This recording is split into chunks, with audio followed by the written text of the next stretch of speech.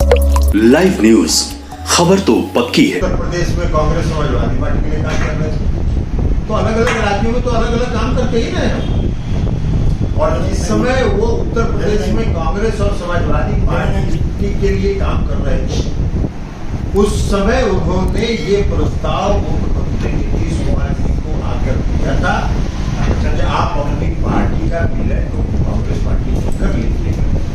हम भी उपस्थित हैं। मोदी जी ने कहा कि आप क्या बात कर रहे हैं, हम कहें अपनी पार्टी का विलय करने जाएंगे कांग्रेस पार्टी का। आप काम करना है कांग्रेस पार्टी का, आप काम करिए। उस समय प्रशांत किशोर सर कांग्रेस के लिए उत्तर प्रदेश के चुनाव में तो दुनिया सब जानती है, उत्तर प्रदेश के चुनाव में कांग्रेस और समाजवादी पार्टी का गठबंधन कर रहा है। कांग्रेस पार्टी के चुनाव के दौरान कैंडिडेट का सिलेक्शन कर रहे हैं। अभी कुछ दिन पहले तक, कुछ महीने पहले तक कांग्रेस पार्टी के दफ्तर में जाके 7 घंटा प्रेजेंटेशन दिए थे अपने माल का। यही माल हम बेचना चाहते हैं, कांग्रेस पार्टी खरीद ली।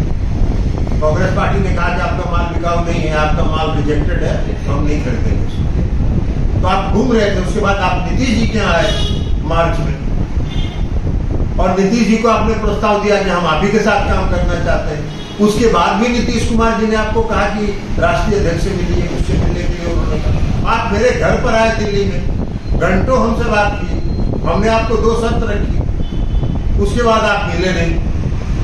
और अब पवन वर्मा जी के थ्रू तो किसी और के थ्रू फोन फान कराते रहते हैं। ये तो सब जान रहा है, ये तो सही कहा है नीतीश कुमार जी कि आप आज की तारीख में बीजेपी के लिए काम कर रहे हैं, और ये सत्य है। इसलिए कि जब मेरे यहाँ भी हमसे आप मिलने आए थे, तो जो बात आप हमसे कहे थे उसको हम बोले।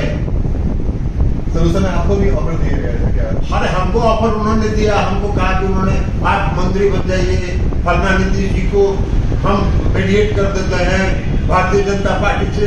हमने कहा हमको ना मंत्री बनना का शौक है और न कोई मीडिएटर का शौक है। आप पार्टी के साथ जुड़ के अगर काम करना चाहते हैं तो पार्टी के अनुशासन के अंदर काम करें। उनको मंजूर नहीं है अनुशासन, तो उनको मंजूर है नहीं। अब अभी बीजेपी के लिए काम कर रहे हैं वो, इसलिए कि कई और भी कारण होगा, डर भी होगा, इसलिए कई राज्यों में अलग अलग धंधा किए हुए हैं। तो अलग अलग धंधा में हो सकता है सीबीआई ईडी के पास कुछ हो उनका भी। तहसील मोदी के हमलावर इसलिए है कि पूरा बिहार में वो एक्सपोज हो गया कि भारतीय जनता पार्टी आरक्षण विरोधी है। भारतीय जनता पार्टी ने इस आरक्षण को खत्म कराने की साजिश की, तो इसलिए वो बौखलाए हुए हैं। उनका प्रेस कॉन्फ्रेंस हमने देखा है, उसमें उन्होंने भी कहा कि प्रधानमंत्री के साथ बिहार के अति पिछड़ा वर्ग है। कहा कि प्रधानमंत्री के साथ बिहार के अति पिछड़े वर्ग के लोग रहेंगे। बिहार के अति पिछड़े वर्ग के लोगों की शक्ति नीतीश कुमार जी, बिहार के अति पिछड़े वर्ग के लोगों की पहचान नीतीश कुमार जी। नीतीश कुमार जी ने अति पिछड़े वर्ग को बिहार में सशक्त किया है, उनको सम्मान दिया, उनको समाज के मुख्य धारा में लाने का काम किया है।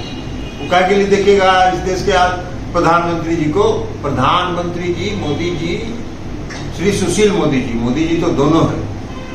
एक बार तो कहे थे सुशील मोदी जी कि एक मोदी के रहते दूसरा मोदी का बिहार में क्या जरूरत है। तो हम श्री सुशील मोदी जी से कहना चाहते हैं, पूछना चाहते हैं, नरेंद्र मोदी जी देश के आदरणीय प्रधानमंत्री जिस समाज से आते हैं वो गुजरात के पिछड़ा वर्ग में था क्या? नहीं था। जब श्री नरेंद्र मोदी जी गुजरात के मुख्यमंत्री बने तो उन्होंने अपने समाज को पिछड़े वर्ग में शामिल किया, और भारतीय जनता पार्टी का चरित्र, चेहरा और सोच आरक्षण विरोधी है।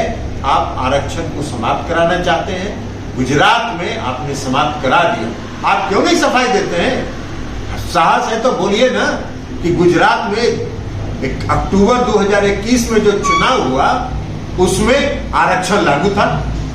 आप बोलिए अगर आपको ये साहस है तो। और अगर आरक्षण लागू नहीं था तो ये साबित होता है कि भारतीय जनता पार्टी आरक्षण विरोधी है, और बिहार में भी उसने साजिश करके अति पिछड़े वर्ग के आरक्षण को समाप्त कराने की साजिश कर रहे हैं। लेकिन एक बात जरूर है, वो जान लीजिए, नीतीश कुमार जी अति पिछड़े वर्ग के ताकत है, और जब तक नीतीश कुमार जी हैं अति पिछड़े वर्ग के हितों के साथ कोई समझौता नहीं। लाइव न्यूज, खबर तो पक्की है।